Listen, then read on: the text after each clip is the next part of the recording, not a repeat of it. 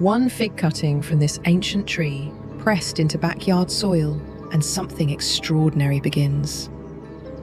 Dip the cutting base in raw honey before planting. This ancient trick supercharges rooting and stops rot completely. 6 inches deep into the richest backyard soil you can build, 2 nodes above ground, everything else below. Day 21. Underground, the honey is working miracles. And above ground, look at that first bud breaking. Day 35, and these first fig leaves are among the most beautiful and ancient leaves in the entire plant kingdom.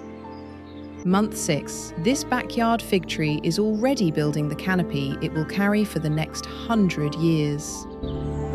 Month 10, and this compost tea drench is feeding a root system that will eventually support something legendary.